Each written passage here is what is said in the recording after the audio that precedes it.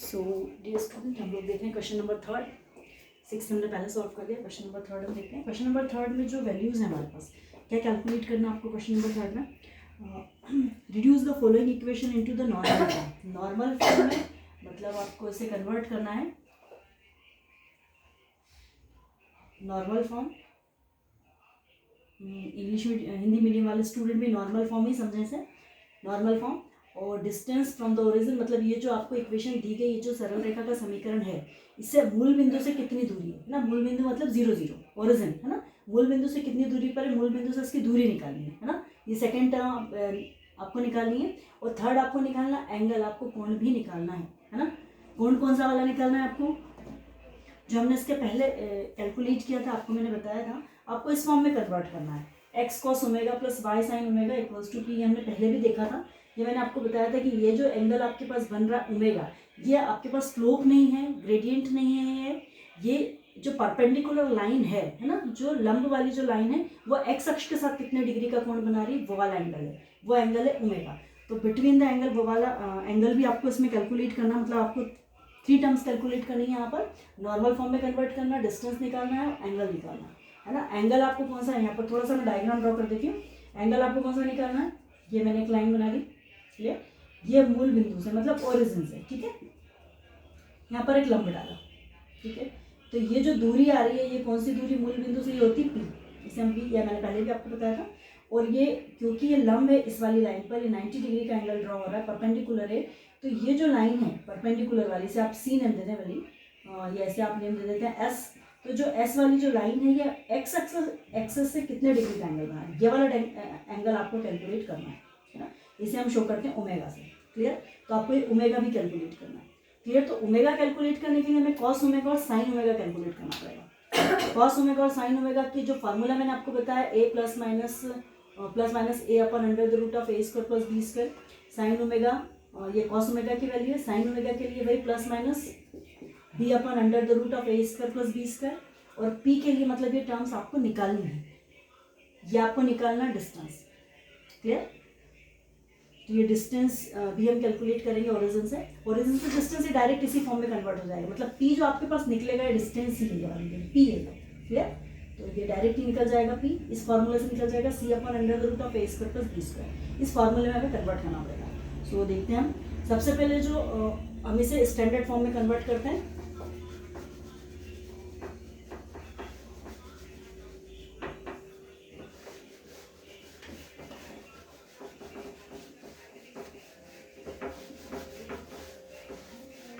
क्या है आपके पास क्वेश्चन हम देखिए एक बार, वन टाइम अगेन नोट कर देती हूँ मैं फिर।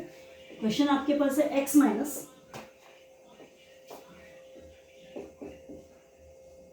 √3y minus 8 equals to 0, clear. Minus 8 equals to 0, sorry plus 8 है शायद, plus 8 equals to 0।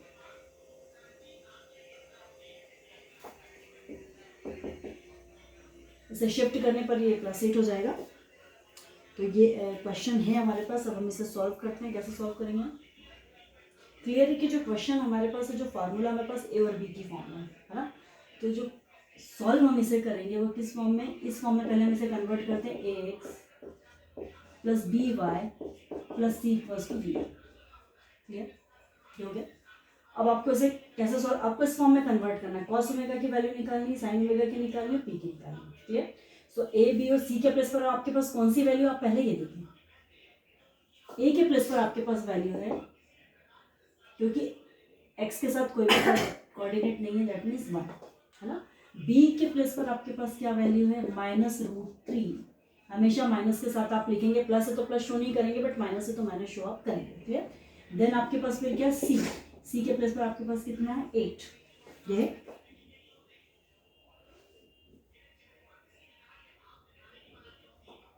Clear. So अब आप क्या करेंगे, सबसे पहले हम अंडर रूट ए स्क्वायर और बी स्क्वायर भी निकालेंगे, क्योंकि आपके पास साइन ओमेगा कॉस ओमेगा और पी सभी के लिए आपको ए स्क्वायर बी स्क्वायर की रिक्वायरमेंट रहेगी। हम पहले वो कैलकुलेट करते हैं, under the root of A square plus B square, ठीक है। So under the root of A का स्क्वायर मतलब 1 का स्क्वायर, और बी का square that means minus root 3 का स्क्वायर। सो क्लियरली आपका आंसर हुआ 1 प्लस 3, क्योंकि रूट भी कैंसिल हो गया और माइनस इसलिए प्लस हो गया। सो फाइनली आंसर हुआ रूट 4, दैट मीन्स आंसर हुआ आपके पास 2। ठीक है, so under root of A square plus B square की वैल्यू आ गई आपके पास 2। क्लियर, ये आंसर हो गया।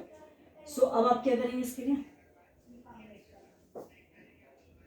कॉस ओमेगा साइन ओमेगा, है ना, और पी, ये वैल्यूज हमें कैलकुलेट करनी। यहाँ पर हम फॉर्मूला वैल्यू पुट अप करते हैं। सबसे पहले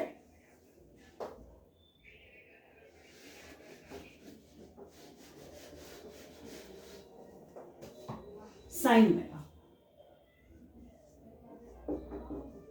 सॉरी पहले हमारे पास कॉस ओमेगा, तो हम पहले कॉस कैलकुलेट कर लेते हैं। कॉस ओमेगा का आंसर था plus minus a under the root of A square plus B square. आप इसे कंपेयर भी कर सकते हैं मेरी इक्वेशन से, या आप ऐसे भी शो कर सकते हैं इसे। सो प्लस माइनस एक्स की वैल्यू आपके पास कितनी आ रही है, पॉजिटिव ही आ रही है ना। सो प्लस ही रखें आप इसे,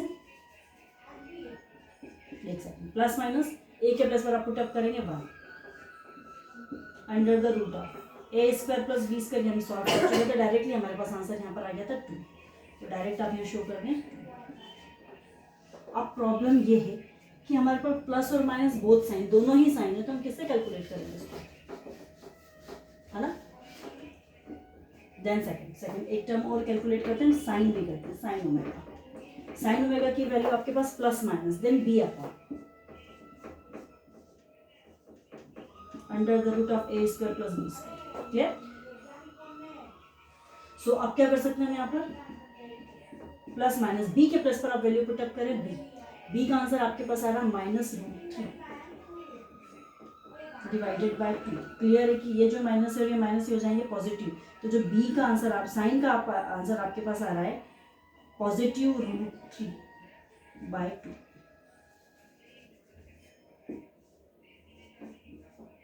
रूट 3 बाय 2। ठीक है, अब आप क्या करेंगे इसके लिए, ए की वैल्यू आपके पास आ गई रूट 3 बाय ए की वैल्यू, ये जो कॉस ओमेगा की value plus minus 1 by root 2, और इसकी जो सेकंड साइन की वैल्यू आ रही है वो रूट 3 बाय 2। क्लियर। तो आपको इन दोनों में वो आंसर देखना है, या ओमेगा का वो आंसर ढूंढना है जिसमें दोनों की वैल्यू सेम हो। हम प्लस या माइनस यहाँ से क्या लेंगे, है ना, हम यहाँ से नेगेटिव साइन लेंगे। क्यों लेंगे हम negative sign,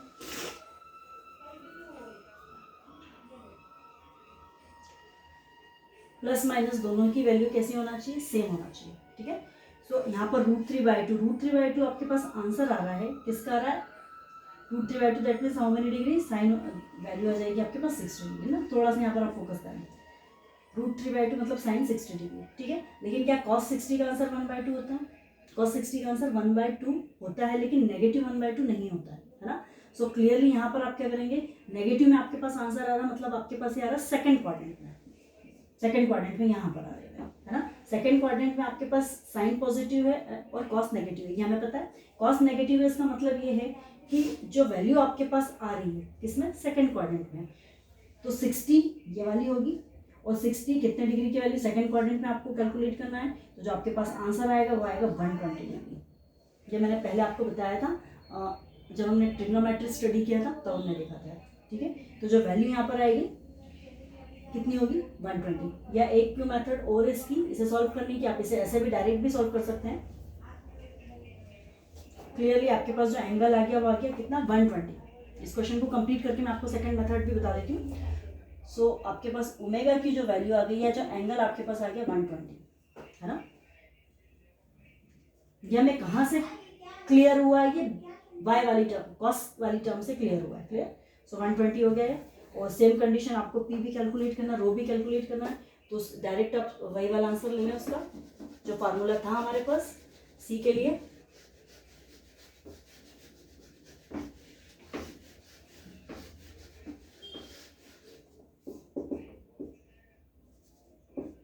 P is equal to C under the root of A square plus B square, ये भी था आपके पास, है ना, plus minus. So P is equal to, यहाँ पर आप वैल्यू पुटअप कर दीजिए 8/2। क्लियर, प्लस माइनस कैंसिल किया आपने 4, so P is equal to 4।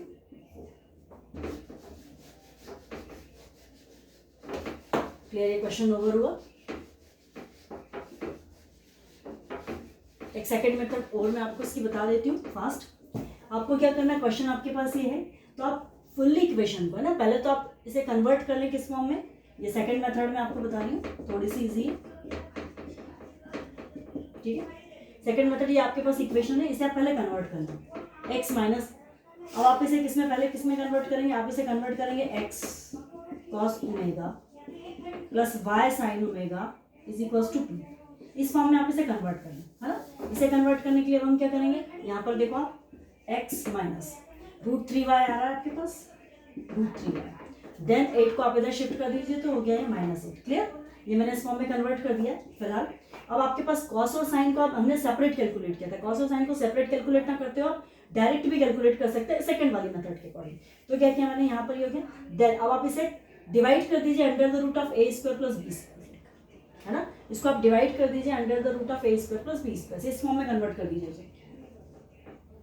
ये एक्चुअली हम कैलकुलेट कर चुके थे, a square plus b square, answer हमारे पास आ गया था 2, तो डायरेक्टली आप इसे डिवाइड कर दें 2 से,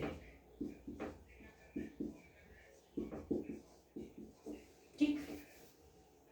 सो आपके पास आंसर हो जाएगा 1/2x माइनस √3/2y, 4 से आप कैंसिल कर दो तो ये होगा -2, क्लियर। अब आप इसे कंपेयर कर दें दोनों को तो डायरेक्टली आपके पास जो p का आंसर हो जाएगा 2 आ जाएगा, और ओमेगा की वैल्यू यहाँ से, क्योंकि दोनों एंगल है तो यहाँ से आपको क्लियर समझ में जाएगा कि जो वैल्यू आपके पास आ रही है 1/2 आ रही है और ये -√3/2 आ रही है ना, क्लियर। तो यहाँ से दोनों के एंगल वैल्यूज जो सेम होगी वो आप कैलकुलेट करेंगे।